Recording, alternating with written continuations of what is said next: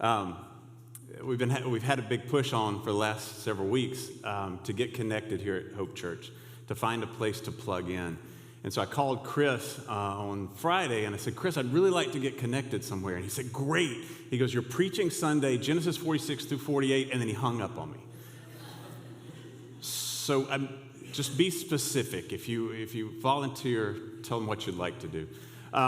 But no, I will, just a plug for that real quick. There is nothing that will enhance your experience here like finding some place to serve. It's literally the difference between eating a great meal and just watching someone eat a great meal. It's that much different. So find a place. If you don't know where, they'll find a place for you. It's huge. And I am very, very, very thankful to be here today. I've been teaching the Bible for more than 20 years, and I got into it so gradually that I didn't really ever think about it. I mean, it was just kind of the next phase. And the first Sunday we were here, Chris walks up on the stage to preach, and it was the first time I had really felt not the weight, but just the privilege of getting to do this, of getting to stand up here, sit up here, and talk about the greatest thing I could possibly talk about.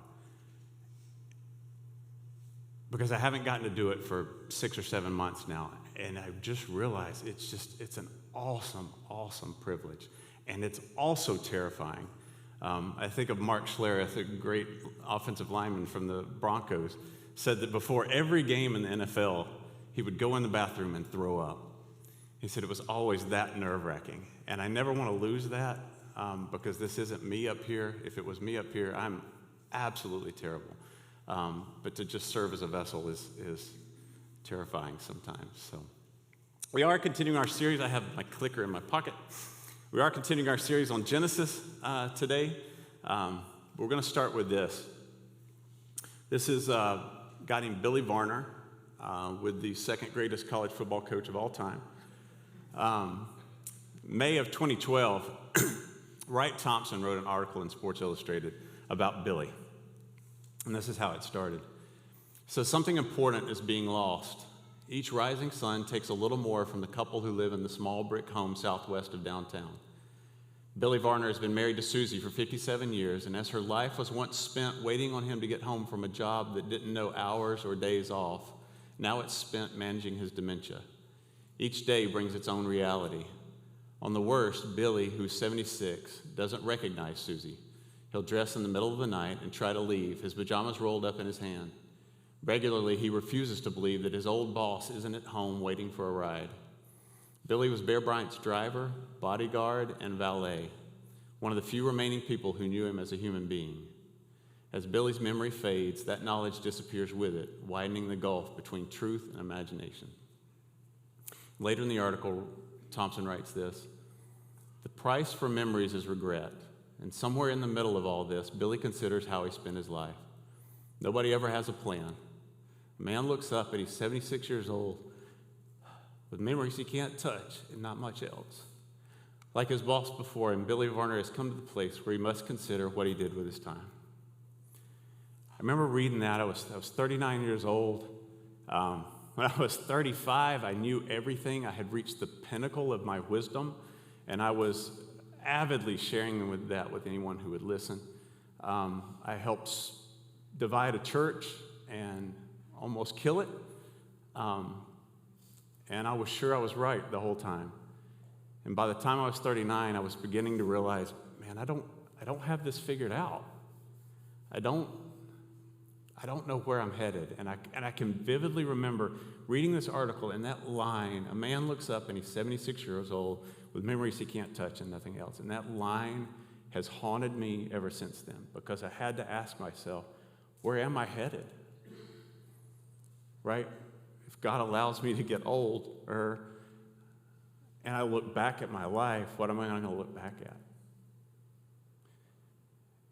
And that's where Jacob is today, and as we start Genesis 46.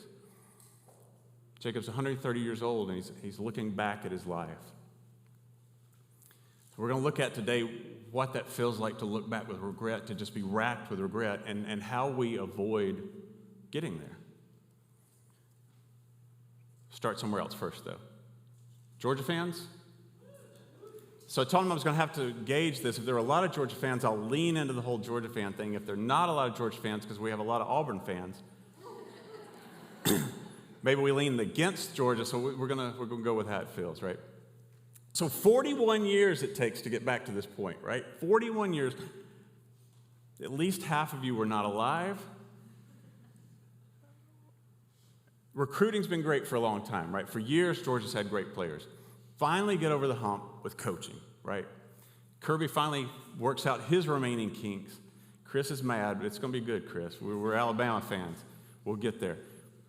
Kirby finally worked out his remaining kinks, finally ascends to the throne, right? Great coaching, great players. But if you've coached for very long, or if you've been deeply involved with sports for very long, you know it's not talent really that's the key. Right, if you've got talent that's not bought in, it can not only not help you, but it can be a detriment, right? It can hurt the team to have somebody that's an amazing talent, but they're not bought in. Alabama fans that are very invested know this guy. He's a kid named Ajay Hall. This is Ajay in the spring at Alabama. He actually graduated high school early, so he could join Alabama, what should have been spring of his senior year. And man, did he show up at Alabama. Spring game, 4 catches, 72 yards. He announces his presence, announces to everybody, I am ready to play at Alabama. And all the fans that follow that kind of stuff were like, Ajay is ready to play at Alabama. We were excited for the fall. So was Ajay. I think the only people that weren't excited about Ajay in the fall were the coaches. Because Ajay thought he was ready to play. Coaches knew he wasn't ready to play. And they fought all season. Sometimes that bubbled over publicly, so we all knew something was going on. We, Alabama fans, we all knew something was going on. And he didn't play. He rarely played throughout the season, even as good of a talent, generational talent. And then we get a guy hurt, and Ajay has to play in the championship game and play a huge role. And he did, right? Some of you remember the first half, he catches this pass, nice catch and run. We think, okay, whew, we're going to be okay, right? We're going to be okay. And then the second half comes. Jai drops 2 passes. He catches just one of those, the game may go in a different direction. He catches both of those, it's almost certainly Alabama holding the trophy instead of Georgia. But he never bought in, and so when he got his chance, he blew it. That's his legacy at Alabama. After the game, Saban said this, all players have to make an investment in their development. We have a responsibility and obligation to play the best players, but we have a responsibility and obligation not to put players on the field who are not going to be productive because they don't know what to do or they're not confident in how to do it and why it's important to do it that way. And then 2.5 weeks later, he said this, we had 3 guys, they all had a significant role in the national championship game, and not one of them, not one, could take advantage of the opportunity they had. Because they never ground through it. They never made themselves the best player they could be. And when they got the opportunity, they couldn't do it. It's a lesson for everybody. What comes first, playing time or making sure that you're ready to play and create value for yourself when you get the opportunities? One of these guys was Ajay Hall he's talking about. The other guy was our Brock Bowers last year. A freshman tight end comes in, just a freak. Could not wait for his sophomore year. Didn't do anything his sophomore year. Was never bought in. Generational talents, never bought in, and now they're gone. And then there's this guy, right? Decidedly not a generational talent.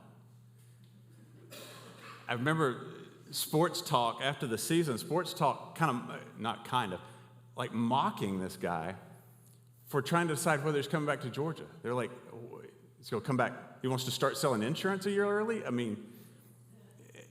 Not good enough to play in the NFL, maybe not good enough to be drafted in the NFL. He wasn't even good enough to stay at Georgia. He had to leave Georgia and go play for a junior college and come back, and Kirby still kept recruiting players to play quarterback instead of him. But who is he now? Quarterback that led Georgia to their first national championship in 41 years. completed two-thirds of his passes in the championship game, 224 yards, 2 touchdowns. Very much the MVP, right? Not because of talent, because he was bought in, right? That's what we have to decide in our own life, in our spiritual life. Are we bought in? Because we look at throughout Scripture, and we're going to look at today at Jacob. The thing we see as we study Jacob, one thing that jumps out, most important thing in Jacob's life was Jacob, right? Jacob was really concerned about Jacob all through Scripture. And we're tempted to be the same way. Here, let me show you what I mean. So we remember, we talked about this a few weeks ago. Jacob screws his brother over, steals his blessing, his birthright, and then has to leave home fast because his brother's going to kill him, right? So one night as he's on the run, God appears to him in a dream and gives him this awesome, awesome promise. And this is Jacob's reaction. Then Jacob made a vow, if God will be with me and watch over me during this journey I'm making, if he provides me with food to eat and clothing to wear, and if I return safely to my father's family, then the Lord will be my God. This stone that I have set up as a marker will be God's house, and I will give to you a tenth of all that you give to me. So God appears to Jacob, which he never did at this time, appears to Jacob in a dream, gives him this awesome promise, and Jacob's response is, all right, cool.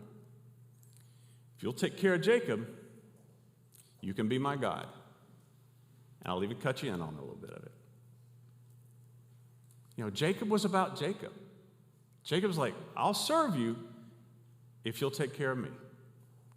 Right, which is still, so this is almost 4,000 years ago, right? Still, today, that's one of the most common relationships with God that we have, right? Is if God will take care of me, if God will do this for me, I'll do this for him.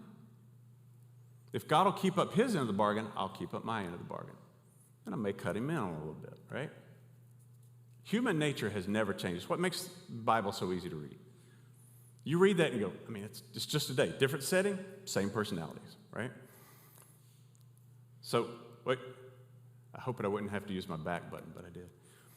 So later, several years later, we remember this story too. Jacob is sleeping at night, or trying to sleep.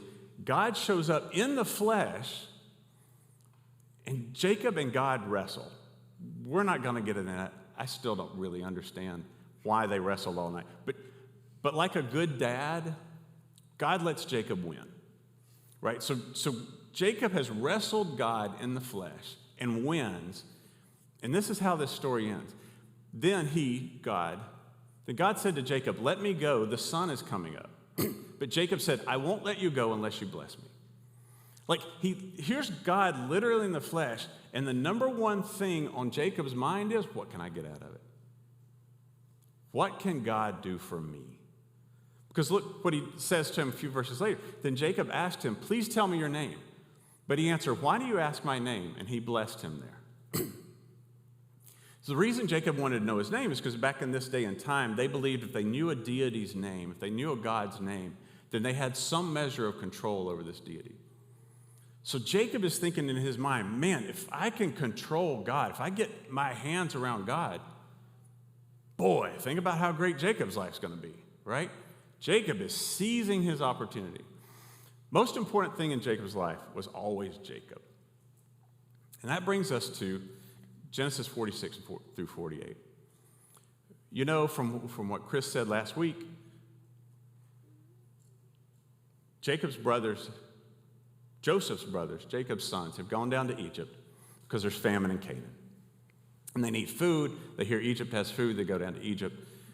Joseph, their brother, who they don't realize, is actually in charge of all the food distribution in Egypt.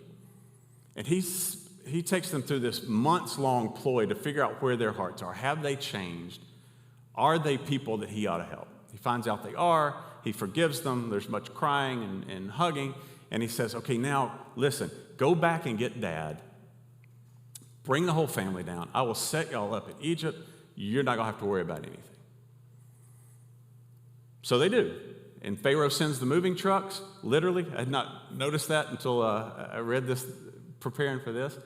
Pharaoh actually sends wagons down so they can move everything down. And that's where we are as we pick up verse 46. Jacob's headed down to Egypt. And chapter 46 starts this way. Israel set out. Israel is Jacob, is God's covenant name for Jacob. Israel set out with all that he had and came to Beersheba, and he offered sacrifices to the God of his father Isaac. So this is a verse that's really super easy to skip over. At least it was for me. Like, it feels like one of those transition verses. It's the first verse in a chapter, right? So you're like, all this verse is doing is getting me to the meat of this chapter, right? Maybe that's me. It's just a transition. And I'll be really honest, as I was reading 46, 47, 48 several weeks ago trying to prepare for this, I'm like, man, I'm just not getting anything. And it's funny because I've taught long enough to know. There are so many times, like I will know what I've got to teach on or preach on. And I'll read it and I'll go, I don't know how I'm getting, when I was teaching Sunday school, I don't know how I'm getting 45 minutes out of this. There's no way. And then by the end of the week, you go, I don't know how I'm getting all of this into just 45 minutes, right? And this is one of those verses, because let me show you what I mean. So we don't get the narrator doesn't give us any insight into Jacob's thoughts, right? Where he is, personally, until chapter 47. So let's skip ahead real quick to chapter 47. This is verse 7 and 9. It says, Joseph then brought his father Jacob and presented him to Pharaoh, and Jacob blessed Pharaoh. Pharaoh said to Jacob, how many years have you lived? Job said to Pharaoh, my pilgrimage has lasted 130 years. My years have been few and hard, and they have not reached the years of my ancestors during their pilgrimages. Jacob got everything he ever wanted in life. He lived what we would call the American dream. He's married to the love of his life. I mean, he's willing to work 14 years for this woman, right? Love of his life. A lot of us can relate. He's rich, like rich, like wealthy, like Pharaoh had to send the trucks to move everything down. He had a massive family, something that neither his father or his grandfather ever had. And that was a big deal back then. Nowadays, we kind of go one way or the other, right? But for them, the bigger your family, the more God had blessed you. Jacob had everything he had ever wanted. Jacob had been focused all his life on Jacob and got everything Jacob wanted. And he's miserable. He's 130 years old, and he tells Pharaoh, my years have been few and hard, and they haven't reached the years of my ancestors.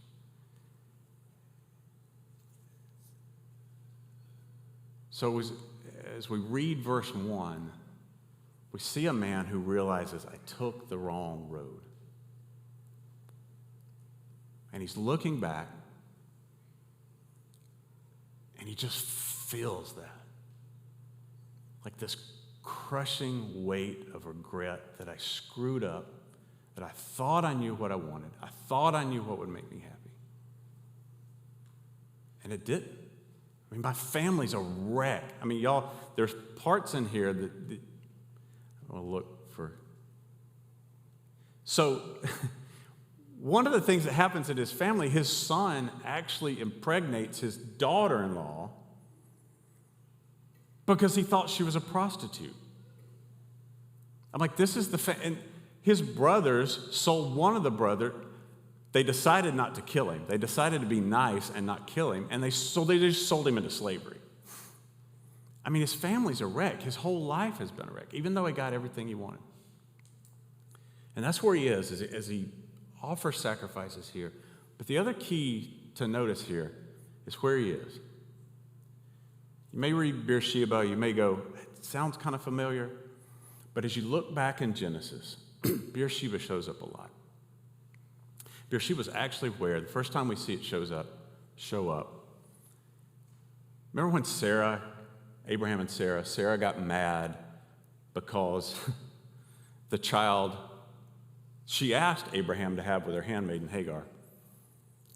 Hagar is really proud of that when Sarah gets mad because she can't have a child. So they send Hagar and Ishmael out into the desert to die. Sends her one little jug of water and says, leave. And God finds her in this desert. And he not only saves her, he tells her, Don't worry about it. He said, I will also make Ishmael into a great nation. That was Beersheba. That's where God found Hagar, where God met Hagar. Shortly after that, Abraham makes a treaty with Abimelech, and then he finds water there in this area and creates a well there, and he names it Beersheba and offers sacrifices to God there. Later on, many years down the road, Isaac, Abraham's son, Jacob's dad, also moves to Beersheba, where the well is, also offers sacrifices to God there, and they actually lived there for a long time.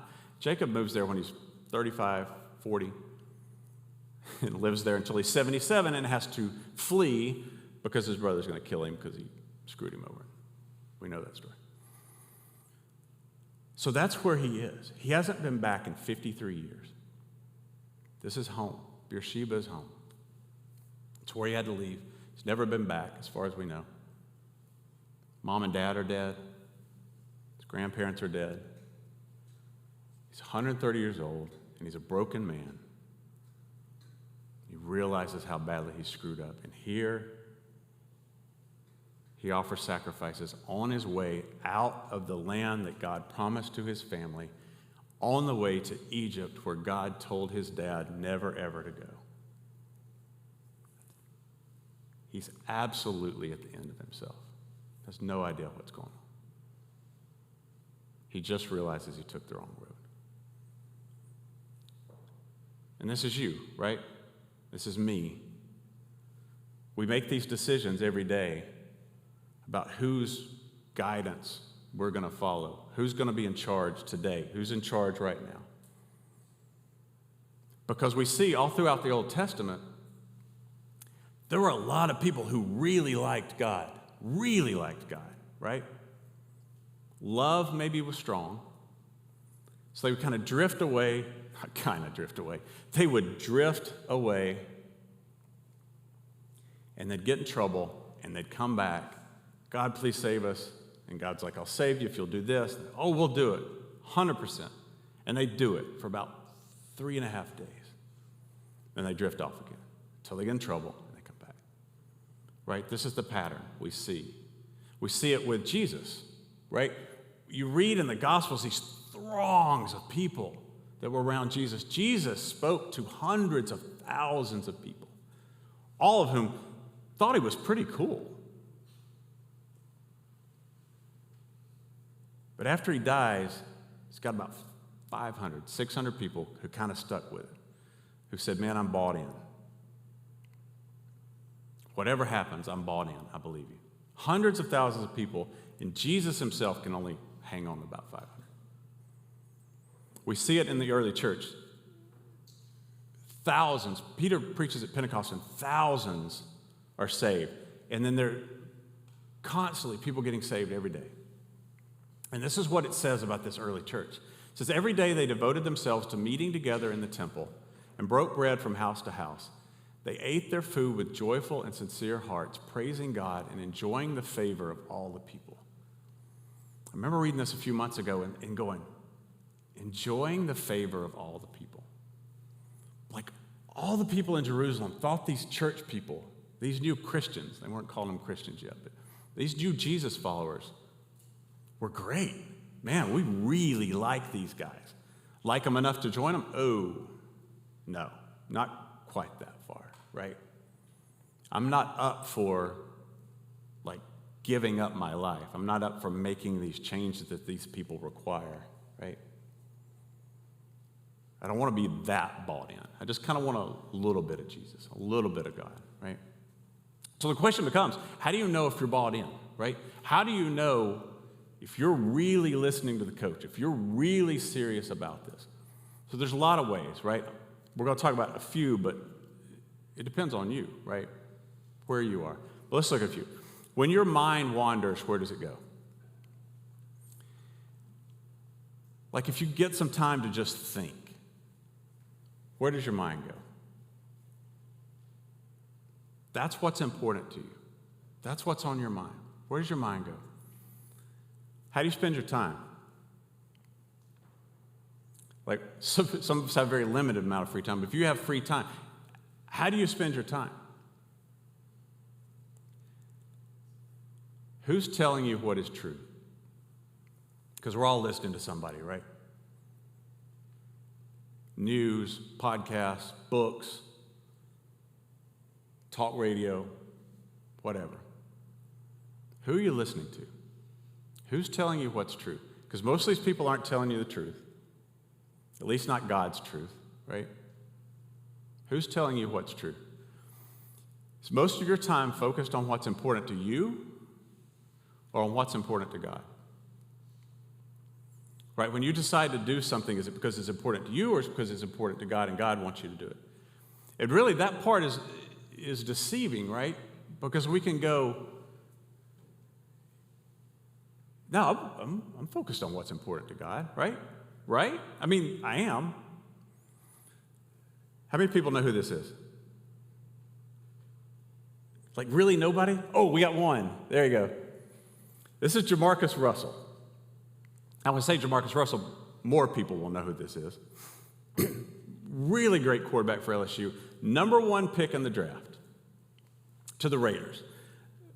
Raiders are just cursed, right? Number 1 pick in the draft. Do you remember what Jamarcus is most infamous for? And I say most infamous because he's infamous for a lot of things. But most infamous for? Not the holdout, right? Not the fact that he showed up way overweight to the team halfway through the season, right? The longer things went on, the more the coaches felt like, I don't think this guy knows what we're doing. I mean, we're saying things and things aren't clicking, and I'm not sure he knows what we're doing. So they sent him home with game film, sent him home to study film. And he comes back, and they asked him about it. Did you watch it? Yeah. Did you watch the blitz packages? Yeah. They were blank. They sent him home with blank tapes because they didn't think he was actually watching them. So they were going to find out. He came back, yeah, I watched them.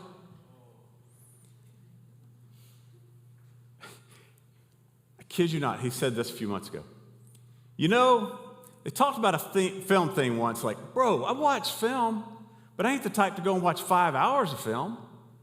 I've never been that type of player. I go out there and play football, make plays. Right?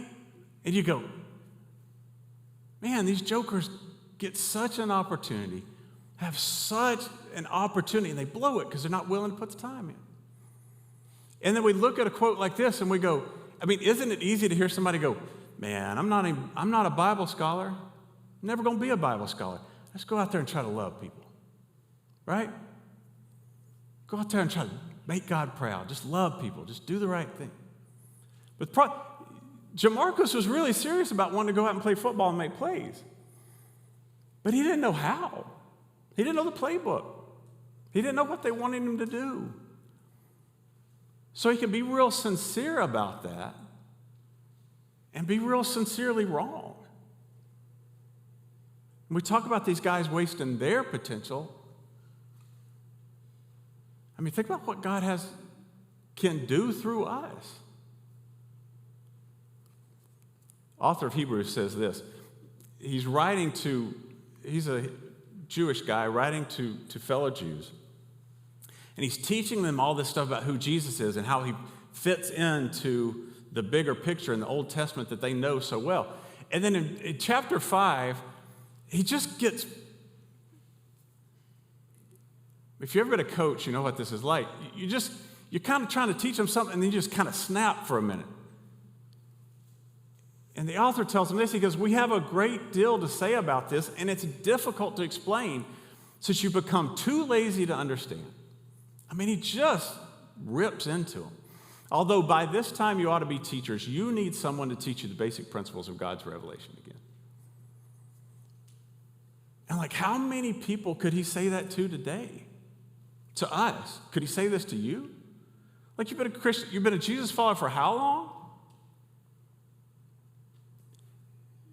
Jesus said, the reason I came was to preach the good news of blank.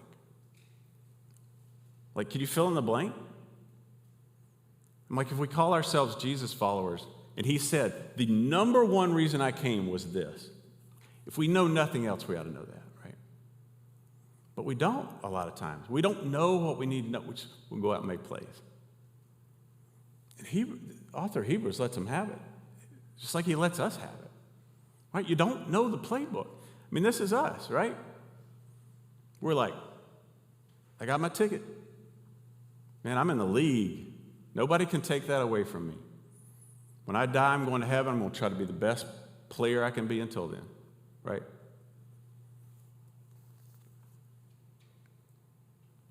Make sure that doesn't roll. But the number one way we know whether we're bought in or not is how much we know this. Like, do we have any interest in knowing this? Because God has sent us home with game film to study, so we'll know what the plays are. Are we doing it? Are we bought in? Because Jesus says this. This is the bar that Jesus sets now. Says, now great crowds were traveling with him, Jesus. Great crowds were traveling with Jesus. So he's got all these people, thousands of people, flocking to him, wanting to be part of this. So he turns to them and says, if anyone comes to me and doesn't hate his own father and mother, wife and children, brothers and sisters, yes, and even his own life, he can't be my disciple. So let me stop there real quick.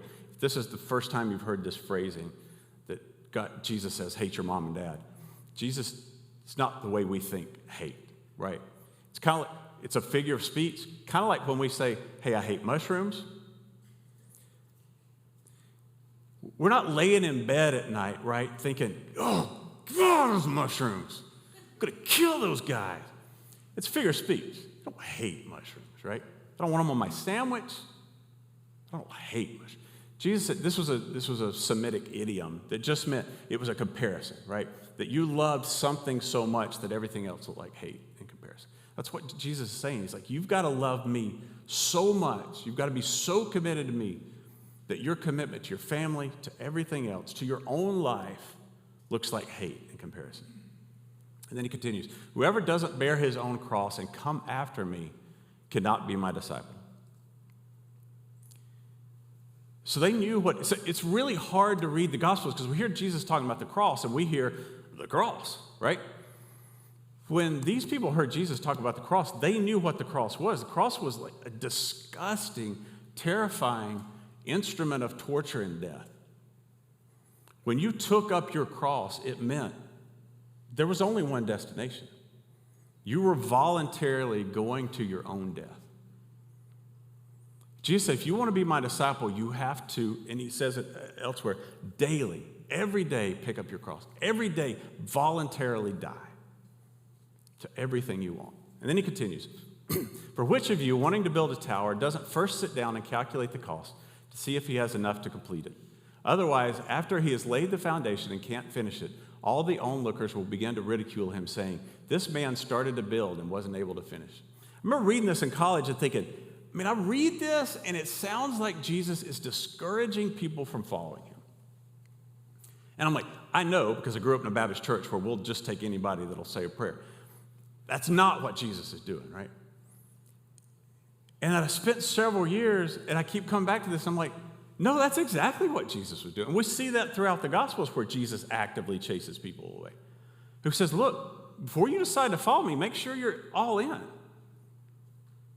Make sure you're all in. Make sure you can follow through. Make sure if you join the team, you're ready. He says, or what king going to war against another king will not first sit down and decide if he is able with 10,000 to oppose the one who comes against him with 20,000? If not, while the other is still far off, he sends a delegation and asks for terms of peace. He said, look, man, don't get into this unless you're in. And he ends it this way. He says, in the same way, every one of you who does not renounce all that he has cannot be my disciple. And that's it. That's the bottom line. That's Jesus' bottom line. You want to be a Jesus follower? You've got to renounce all you have, forsake all you have. He said, you're all in or you're all... you show up to football practice, and you tell Kirby, I'm kind of going to be at some of these, I'm not going to be at some of these. I just want to be on the team, right? Just want to be part of the team. tell Saban, I just want to be able to wear that, just stand on the sidelines. How cool is that? It's not going to go well. And that's Jesus, right? Jesus saying, all in or all out, man. All in, but it's not because he's on a power trip, okay? This is not about Jesus. It's about you. Jesus knows what will make us happy.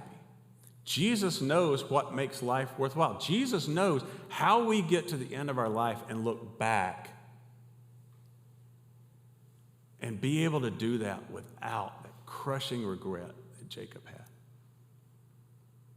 Jesus said, this is the way. This is the way. This is the way to everything you've ever wanted, even if you don't know it yet, even if you don't believe it yet. Just like the coaches told Ajay, look, man, this is the way to get what you want. And I said, I don't know.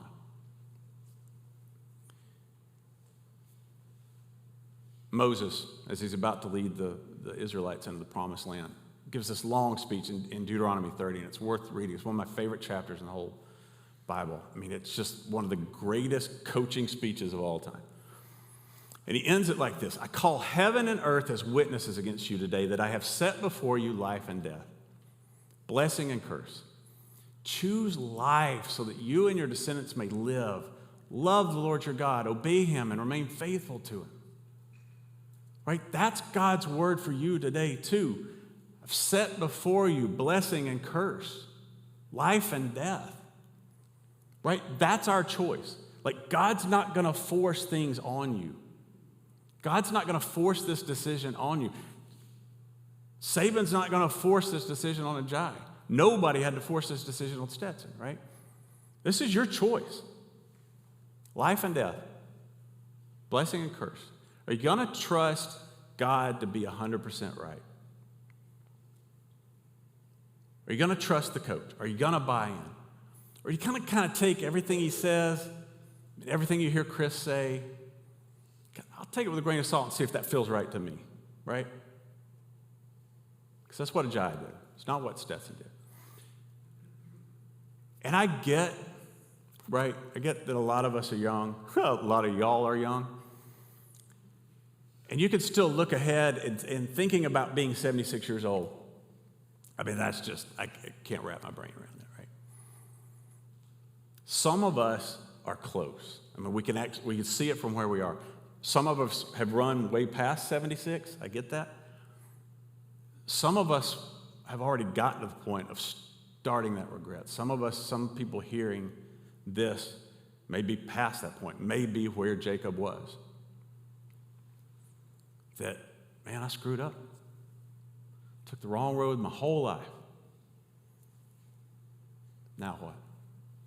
Like this just crushing regret. Look how God responds to Jacob. God says this: Israel set out, and this is verse 1 again that we read a few minutes ago. Israel set out with all that he had and came to Beersheba, and he offered sacrifices to the God of his father Isaac. And this is how God responds. That night God spoke to Israel in a vision. Jacob, Jacob, he said. And Jacob replied, here I am. God said, I am God, the God of your father. Don't be afraid to go down to Egypt, for I will make you into a great nation there. I'll go down with you to Egypt, and I will also bring you back. Joseph will close your eyes when you die. Jacob, who never loved God, was still very much loved by God, just like you are. Like, we can't do a thing about our past. Past is gone. What we can do something about is how we walk into the future. Right? God wants nothing more than to walk with you into that future. Right? Past, we can't change the past. But we can at least make sure whatever we have left, we fix those problems behind us. Right?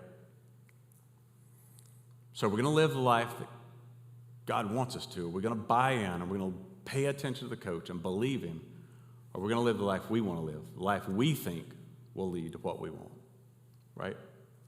It's our choice. That's our choice.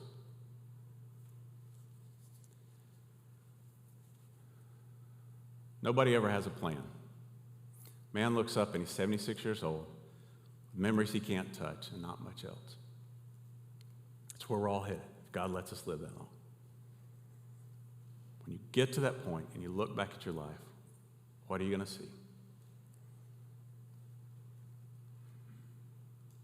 What you decide today will make a lot of difference in what that looks like. Right? Pray with me if you would.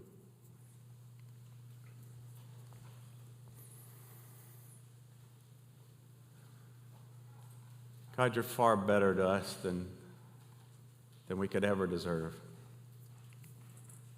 I mean, number of times I've screwed up badly. I knew better. But you're always good, always welcome me back because you love me. So as you pray this morning, as you sit there, as they start to play,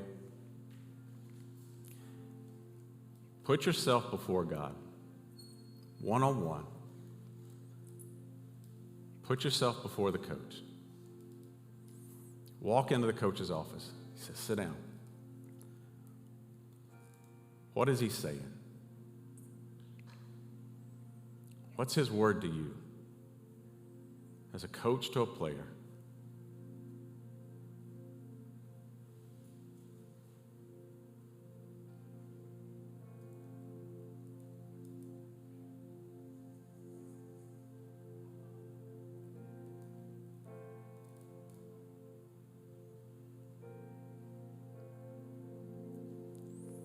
Father, impress this choice upon our minds and our hearts right now as we leave here this afternoon. Father, as we go through our week, whose life is this? Who are we going to trust?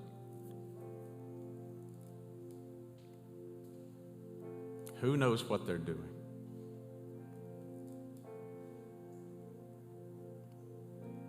Father, help us to not get away from that question until we answer it and know, so that we don't get to the end of our lives like Jacob, crushed with regret because we followed the wrong road, followed our way and not your way. We were never bought in. Thank you for always welcoming us back. Amen.